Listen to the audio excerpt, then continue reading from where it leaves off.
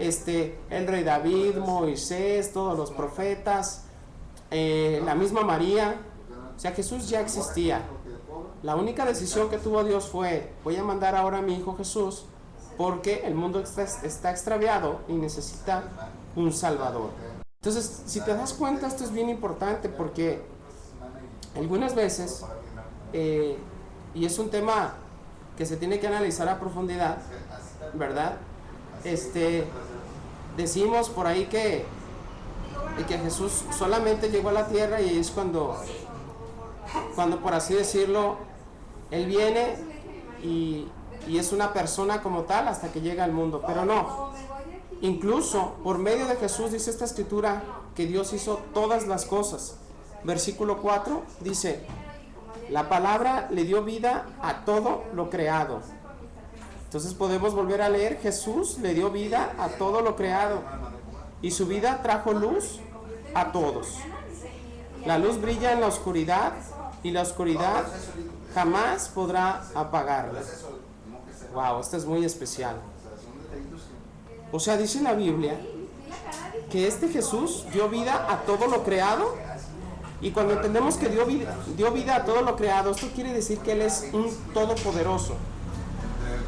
O sea, esta figura de la Trinidad que comúnmente conocemos como Padre, Hijo y Espíritu Santo, esto quiere decir que Jesús está inmerso en esa Trinidad, y que por lo tanto Jesús tiene el mismo poder y es Dios, de tal forma que Él puede crear todo lo que tú ves, o que pudo crear todo lo que tú y yo hoy vemos. Esta luz, dice, Jesús brilla en la oscuridad, y la oscuridad jamás podrá apagarla. Bueno, aquí tenemos de alguna manera una promesa. La promesa es que esta luz ha brillado en la oscuridad durante todo este tiempo, después de que Adán y Eva se rebelan contra Dios y deciden desunirse y generar divisiones. Ahí comienza la decadencia humana, y es cuando vemos que el hombre comienza a pecar.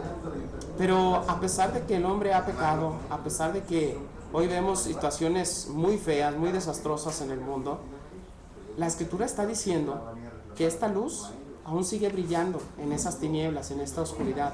Y aunque hoy vivimos en un mundo caído, esta luz seguirá brillando y jamás se apagará. No habrá poder alguno, que pueda apagar esta luz. Dice que esta luz, que esas tinieblas jamás podrán apagar a esa luz. O sea, cuando hablamos de luz, hablamos de Jesús. Cuando hablamos de oscuridad, estamos hablando del enemigo, ¿verdad? De Satanás. Pues dice la Escritura que Satanás, el poder de las tinieblas, jamás hará que esa luz se apague. Versículo 6 dice: Dios envió a un hombre llamado Juan el Bautista para que contara acerca de la luz, a fin de que todos creyeran por su testimonio. Juan no era la luz, era solo un testigo para hablar de la luz. Aquel que es la luz verdadera, quien da luz a todos, venía al mundo.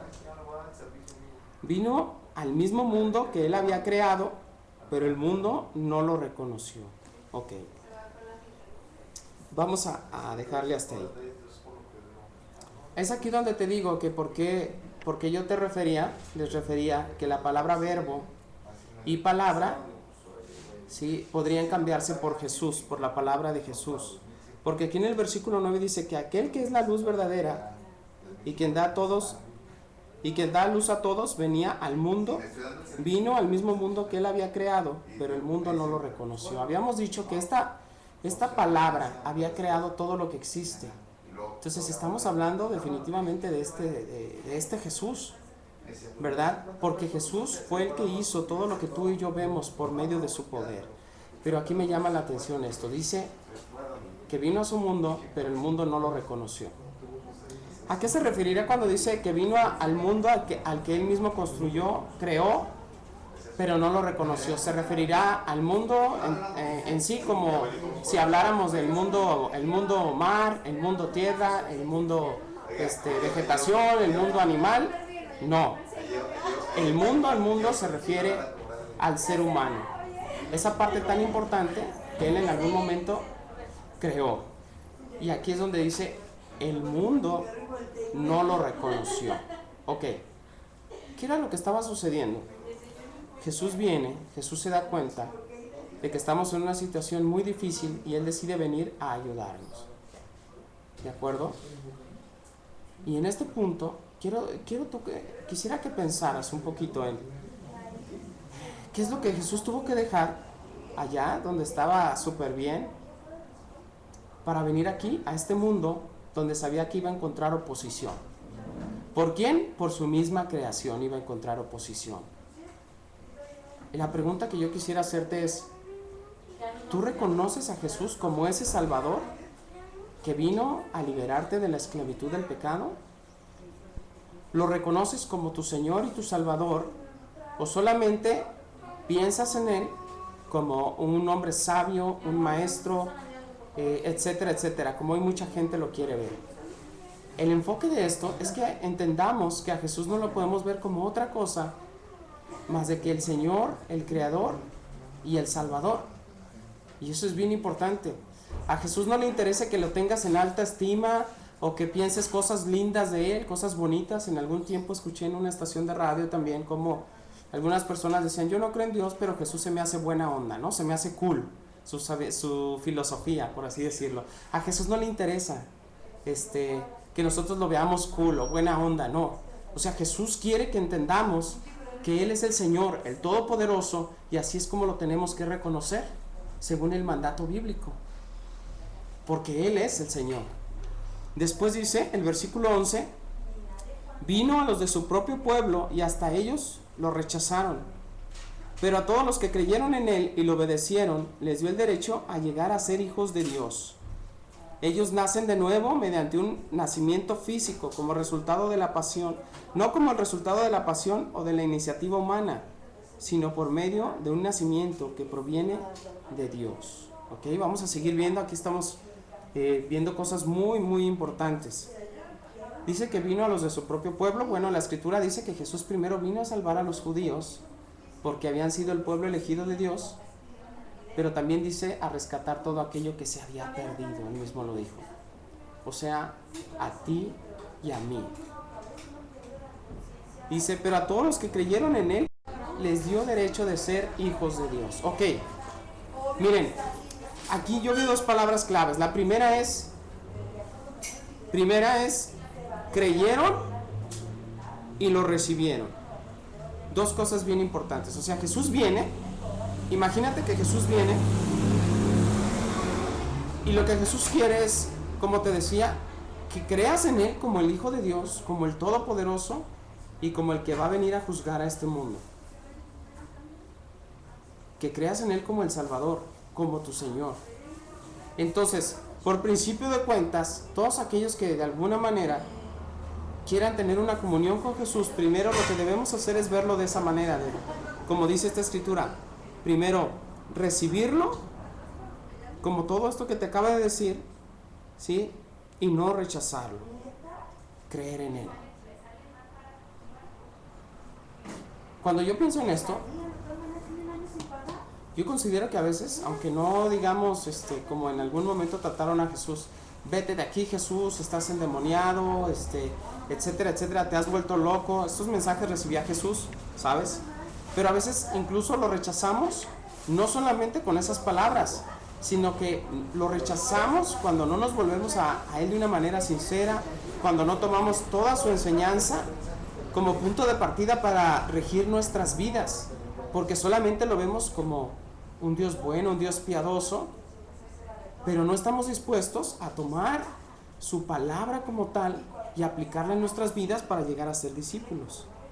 Por lo tanto, lo que dice esta Escritura es, no debemos rechazarlo y debemos recibirlo como ¿qué? Como lo que es, como el Todopoderoso. Dice que a los que hicieron esto les dio la oportunidad de llegar a ser hijos de Dios. A ver, vamos a ver un poquito más. Si alguien te dijera, supongamos que tú eres una persona que no tiene padres, que eres huérfano, y que llegaran de repente y te dijeran, así de niño, oye, fíjate que allá afuera está Carlos Slim, ¿verdad? Está el señor Carlos Slim, que es uno de los más ricos del mundo, y él te quiere adoptar. O sea, legalmente te quiere dar su apellido, te va a llevar a su familia, y todos sabemos que en una adopción, pues el hijo que es adoptado merece todos los bienes, y ahora sí que todo el amor y todo lo que tengan los padres, ¿verdad? Pues imagínate esto, o sea que dice la Biblia que si tú recibes a Jesús y no lo rechazas, Él mismo te da la oportunidad que llegues a ser hijo de Dios, hijo del Todopoderoso. Y eso es muy especial. Dice, porque todos tenemos padres que nos engendraron, ¿verdad? Pero dice la Biblia que no hijos de esa naturaleza, sino hijos de una manera espiritual, por medio de Dios. Y luego también vamos a seguir leyendo, dice en el versículo 3, ellos nacen de nuevo no mediante un nacimiento físico como resultado de la pasión o de la iniciativa humana, sino por medio de un nacimiento que proviene de Dios. Ok, para que todos podamos nacer de nuevo, necesitamos esto. O sea, por principio de cuentas, necesitamos entender primero quién es Jesús, la magnitud de lo que estamos hablando, y en base a eso que tú puedas tomar pues ahora sí que la iniciativa de creer en Jesús como esto, como un Señor, como un Todopoderoso. Dice, versículo 14, entonces la palabra se hizo hombre y vino a vivir entre nosotros, estaba lleno de fidelidad y amor inagotable, y hemos visto su gloria, la gloria del único Hijo del Padre. Ok, ¿te acuerdas que en el versículo 1 dice, en el principio la palabra ya existía? Pues aquí al final nuevamente nos lo remarca y dice, entonces la palabra que se hizo hombre. O sea, definitivamente ahí está hablando de Jesús, del Todopoderoso. Y cuando yo pienso en esto, si te fijas, no estamos leyendo Génesis, el libro de Génesis, pero aquí nos está diciendo claramente la Biblia qué era lo que existía antes de que todo fuera creado. ¿Quién existía? Jesús ya existía. Y esto que voy a decir es bien importante y espero no ofender a nadie, pero cuando se habla de Jesús y de María, es un tema bien a veces, pues que genera, ¿verdad?, conflicto entre muchos de nosotros. Por principio de cuentas quiero decir que yo respeto muchísimo a María. Creo que fue una mujer definitivamente especial para que Dios la haya tomado en cuenta, ¿no? Definitivo, o sea, es definitivo y es innegable que tenía algo especial esa mujer para que el Espíritu Santo llegara, se posicionara en ella y entonces Jesús fuera engendrado. Pero aquí vienen algunas circunstancias que quiero hablar. A veces se habla de Jesús, de María, como la madre de Jesús. Bueno, y aclarando las cosas es, si lo ves desde el punto de vista de la carne, del ser humano, pues sí, porque ella lo engendró, ¿no? Pero ¿será que en definitiva Jesús será la madre, la creadora de Jesús? Pues definitivamente no, ¿verdad? Porque vemos que Jesús existía desde antes, como les comentaba, que todo fuera creado. Entonces, en el momento en que Jesús llega aquí a la tierra, bueno, ya habían pasado siglos y siglos y siglos después de que la tierra haya sido creada. Por lo tanto, podemos afirmar definitivamente que Jesús, incluso si lo dijéramos así, Jesús creó al ser humano, que a su vez en algún momento hizo que naciera María. Entonces el creador incluso de la figura humana de la mujer es Jesús. Por lo tanto considero, si lo vemos desde este punto de vista, considero que a quien hay que adorar, hay que servir y hay que amar, ¿es a quién? A Jesús. Porque después comenzamos a equivocarnos y llega el momento en que decimos, primero se decía María la madre de Jesús, ¿sí? Luego María la madre de Dios, y dices, ah, caray, bueno, entonces ya no solamente es la madre de Jesús, ahora es la madre de Dios. Pero después cuando se dice la reina del cielo, es como háganse a un lado Jesús, háganse a un lado Dios, y ahora vamos a posicionar ahí a María, que es la reina del cielo. ¿Te das cuenta? Vuelvo a reiterar que yo siento un profundo respeto por María, porque si dice la Biblia que existió no cabe duda que existió. Pero precisamente el hablar de estas cosas nos van a ayudar a que podamos adorar a Jesús, a Dios, de una manera correcta y de una manera más profunda. Quisiera que fuéramos a Juan capítulo 8, por ahí. No sé si tengas... Mándales un saludo que nos escuchan desde Madrid, España. Ah, muy bien. Perdón, un saludo, me están diciendo por aquí que nos están escuchando desde Madrid, España. Ahorita quisiera dejar por ahí algunos datos de mi correo para escuchar cualquier comentario. Estoy abierto. Me gusta la diversidad de opiniones. No temo en lo absoluto a diversidad de opiniones. Y muchas gracias por estarnos escuchando desde allá, desde Madrid, España, dice aquí el Pérgolas. Muy bien, entonces vamos a ir por ahí a Juan capítulo 8. ¿Sí? Dice Juan capítulo 8, versículo 12. Jesús habló una vez más al pueblo y dijo: yo soy la luz del mundo. Si ustedes me siguen, no tendrán que andar en la oscuridad, porque tendrán la luz que lleva a la vida. Ok. ¿Recuerdan que hace un momento en la escritura, en la primera carta, en el primer capítulo del Evangelio de Juan, hablábamos de acerca de una luz? ¿Se acuerdan que la luz que brilla en las tinieblas y las tinieblas no han podido apagarla? Pues bueno, aquí Jesús ya está diciendo, por eso yo te comentaba que podíamos cambiar esa palabra de luz, verbo, o la misma palabra como tal, por Jesús, porque aquí Jesús ya está afirmando: yo soy la luz del mundo. Si ustedes me siguen, no tendrán que andar en la oscuridad, porque tendrán la luz que lleva a la vida. Y luego le dicen los fariseos, versículo 13, los fariseos respondieron: tú haces esas declaraciones acerca de ti mismo, un testimonio así no es válido. Estas afirmaciones sí son válidas, aunque les diga de mí mismo, respondió Jesús. ¿Ok? Bueno, que bíblicamente hablando, Jesús existió pues desde antes que todo fuera creado, ¿verdad? Y vamos a leer otro versículo, por favor. Está ahí en Juan capítulo 8. Versículo 39. Este es uno de los pasajes más retantes que yo veo en la vida de Jesús.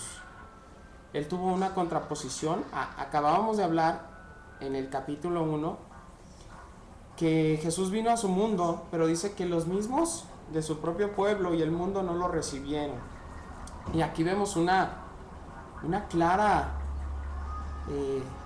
vivencia de la vida de Jesús, donde podemos observar definitivamente que tenía una contraposición artera contra él, contra su doctrina, contra lo que él comentaba, de su manera de hablar, su manera de amar a las personas.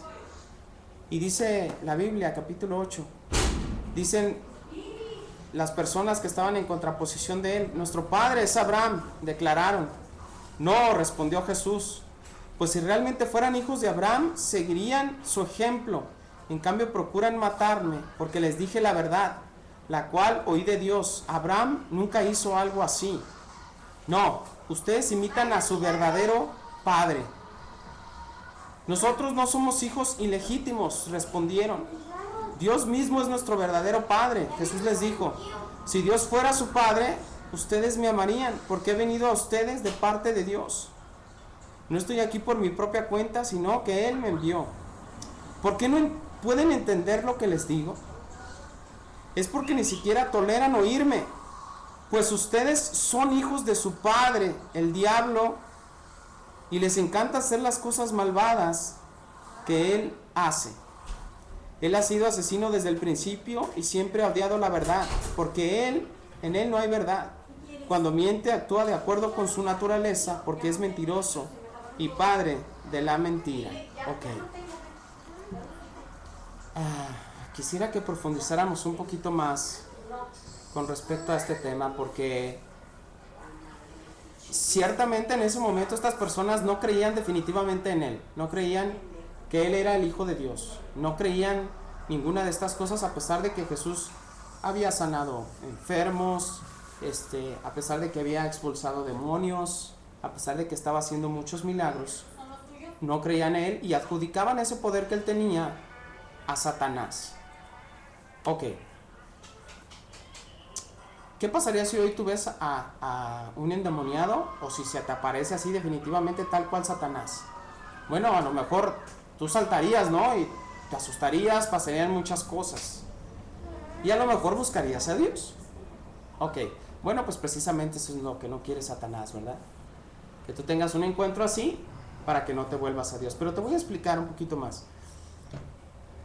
Definitivamente la gente no creía en Jesús, ni por sus hechos, ni por sus palabras. Y ellos decían, no, a ver Jesús, no te equivoques, nosotros tenemos un padre. El mismísimo Abraham es nuestro padre, nosotros descendemos de él, somos su descendencia. Y Jesús les contesta a esa afirmación de una manera rotunda. Dice, no, si ustedes fueran hijos de él, ustedes harían lo que él hizo. O sea, vivir, honrarlo, aunque Abraham tenía sus defectos, y vaya que tenía defectos tan grandes, ¿no? Pero definitivamente lo que Jesús estaba llamando era que se volvieran a Dios de corazón. Aún así, con todos sus defectos, Dios los iba a aceptar, pero siempre y cuando se arrepintieran. Les dice, no se equivoquen, ustedes hacen lo mismo que su padre.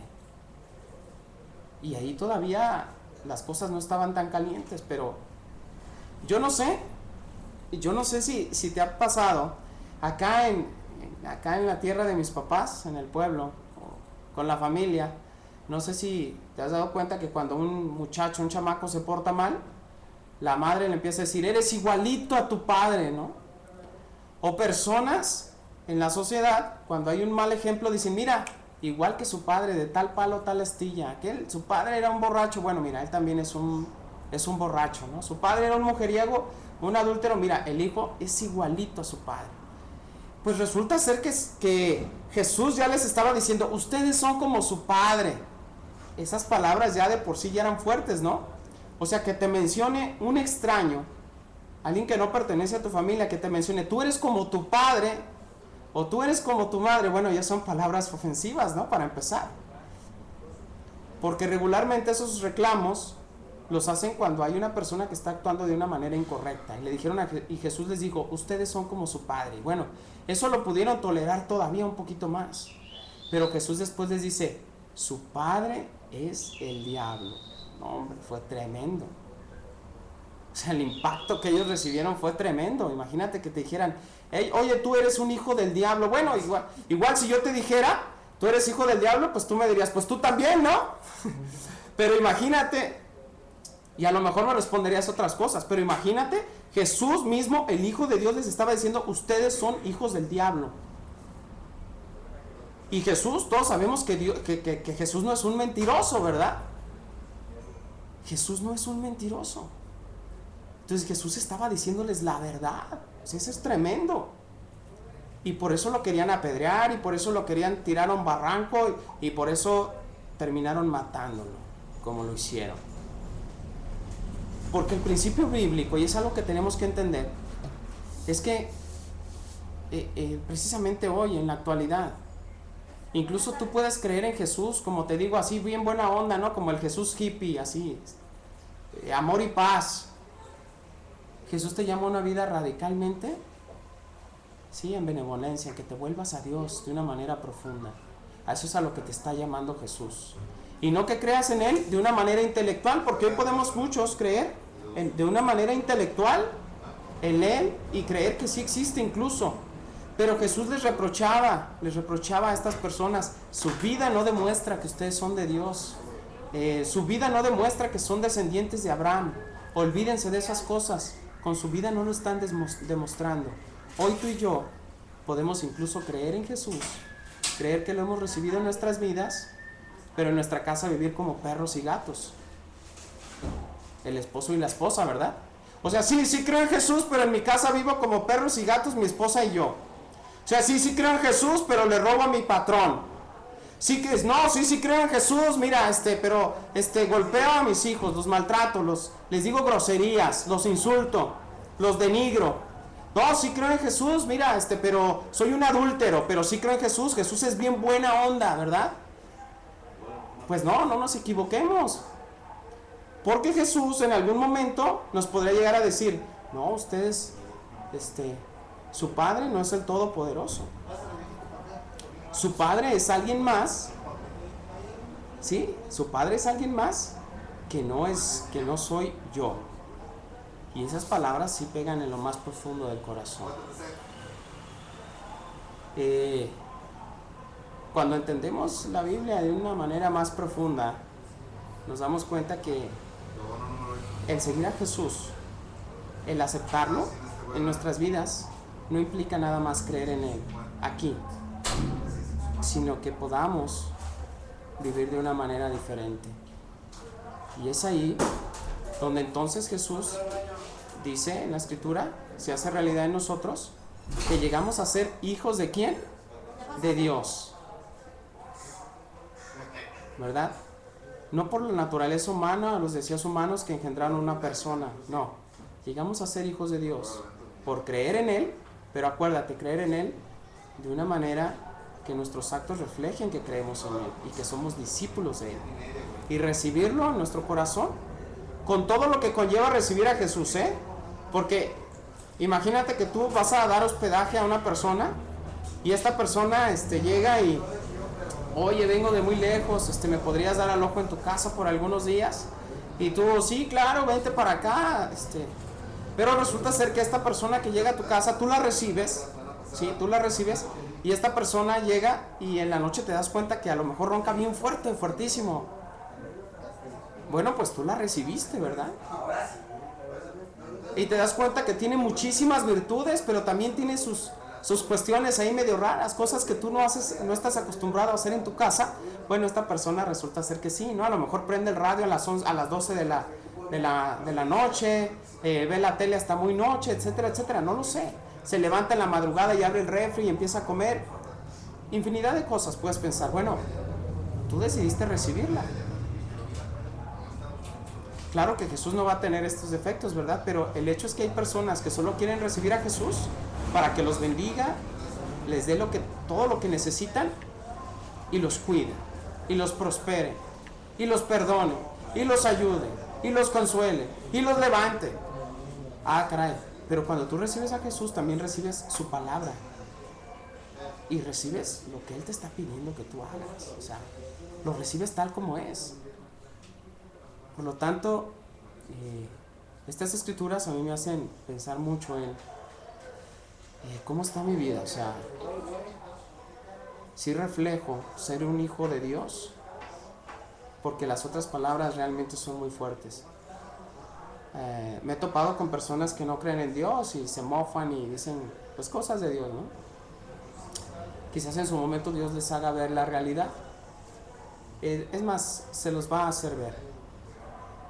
Pero quería que este mensaje lo entendiéramos todos aquellos que sí creemos en Jesús, que lo entendamos de esta manera, porque Jesús no espera otra cosa. Él espera que creas en Él, que seas su discípulo y que lo recibas, ¿sí? Con toda su sabiduría, con todo su amor, con todo su perdón, pero que lo recibas con toda su palabra. Y eso es muy, muy importante. Pues muchas gracias por haber escuchado este tiempo. Me gustaría que hiciéramos una oración y vamos a continuar. Sí, vamos a continuar con el tema que tenemos pendiente. Vamos a hablar un poquito acerca del ascetismo. Acompáñenme en una oración.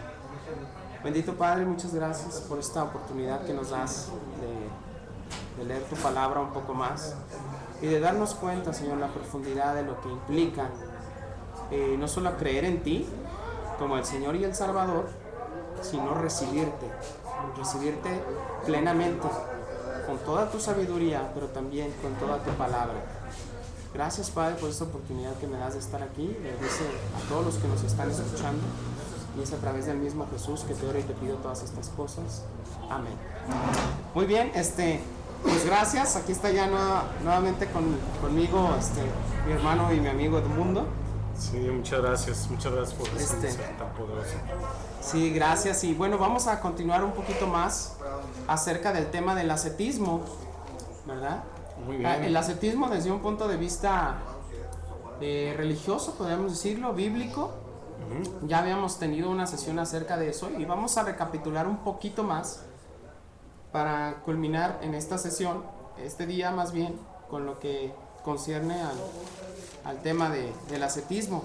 Habíamos dicho que se denomina ascetismo a la doctrina filosófica y religiosa que busca purificar el espíritu por medio de la negación de los placeres materiales, al conjunto de procedimientos y conductas de doctrina moral que se basa en la oposición sistemática al cumplimiento de necesidades de diversa índole, ¿sí?, que dependerá en mayor o menor medida del grado de orientación de que se trate. En muchas tradiciones religiosas la ascética es un modo de acceso místico. Muy bien, si recuerdas, en el mundo habíamos hablado un poquito acerca de lo que es el ascetismo y cómo había corrientes filosóficas, no solo filosóficas. ¿Te acuerdas que hablamos de Diógenes, el perro? Oh, ¿Sí te acuerdas por ahí la historia, no? Sí, cómo no. Sí, de aquel filósofo que vivió y convivió, incluso tuvo encuentros fuertes con el mismo Platón. O sea, desafió la doctrina de Platón porque Platón hacía referencia, ¿no?, a muchas cosas acerca de cómo vivir la vida. Pero Diógenes se daba cuenta que algunas cosas que él en algún momento predicaba, Platón, no estaban muy acordes a la realidad hacia dónde debería ir el ser humano, ¿verdad? Sí. Hacia el bien mayor o supremo de la humanidad. Entonces, Diógenes tuvo encuentros con el mismo Platón, imagínate, y fuertes, ¿verdad? Y en algún momento Diógenes desafió a Platón. Wow. Pues bueno, este hombre, habíamos hablado que practicaba el ascetismo. Y bueno, ahora vamos a ver algunas cuestiones con respecto a ya hablando de la doctrina, ¿no? Por ahí tenemos algunos ejemplos que me gustaría compartir, pero que le demos un punto que lo veamos desde el punto de vista cómo lo hicieron algunas personas, hasta cierto punto sacrificios espirituales. Pero cómo es que estas personas lo hacían y para qué, o sea, qué sentido tenía, ¿sí?, realizar algún sacrificio espiritual. Correcto. ¿Sí? Y vamos a leer un poquito acerca del mismo Jesús. ¿Qué te parece? Por ahí el Antiguo Testamento señala que Moisés ayunó 40 días y 40 noches como Jesús, ¿recuerdas? Sí. Y no solamente una vez, lo hizo 2 veces Moisés. Wow. 40 días y 40 noches, no continuos, ¿verdad? Pero sí fueron 40 días y 40 noches. 2 periodos de ayuno. Por ahí vemos también tenemos el claro ejemplo de Daniel y sus compañeros, ¿te acuerdas? Cuando fueron llevados a Babilonia. Sí. Que todos los sabios comían carne, etc., de todos los manjares, y que Daniel pidió que solo les dieran verduritas, ¿verdad? Verduras y legumbres. Ok. Bueno, por ahí también tenemos, ejemplos, imagínate, bastantes. Hay muchos, o sea, bíblicamente ves ejemplos de personas que ofrecieron un sacrificio espiritual para lograr algo más espiritual. Ok, correcto. ¿Sí? Entonces lo que estamos viendo es que en la actualidad o en aquel entonces, después de que Constantino proclamó la iglesia cristiana como universal, sucedió que algunas personas decidieron irse a un extremo en donde se iban totalmente al desierto y vivían ahí en cuevas. Vivían separados de las multitudes, de las demás personas, no comían, etcétera, etcétera. Y esas personas pues practicaban el ascetismo. Pero ahora, ¿cuál es entonces la diferencia? ¿Qué debemos hacer? ¿Qué nos enseña la Biblia en cuanto a todas estas situaciones?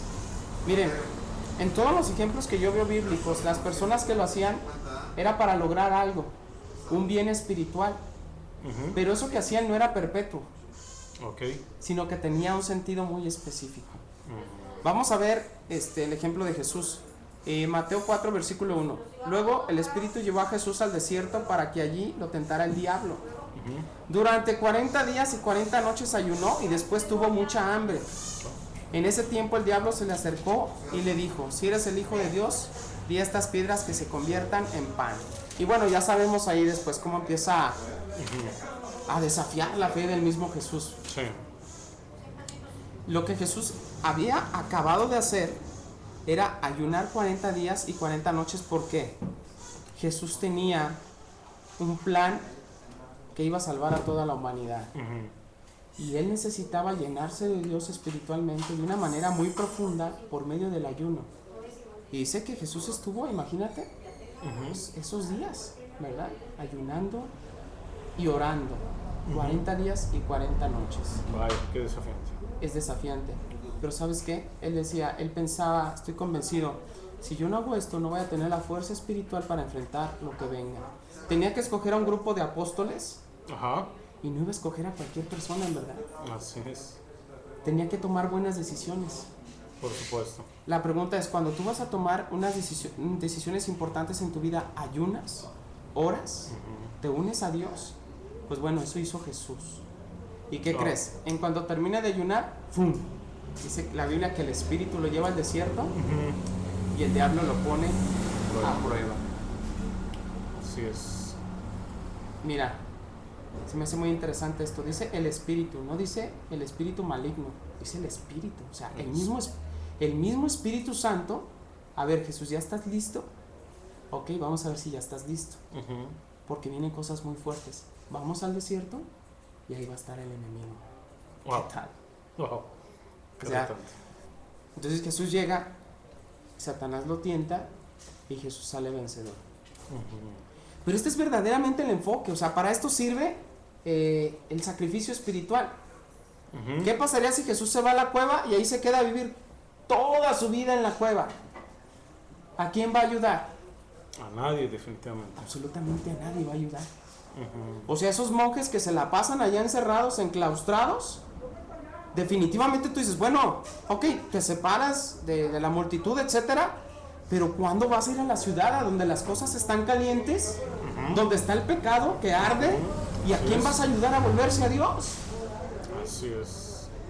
Es cuando yo veo precisamente que los ejemplos bíblicos te ayudan a que no te vayas a un extremo fanático que no va a ayudar a ninguna persona a estar con Dios algún día.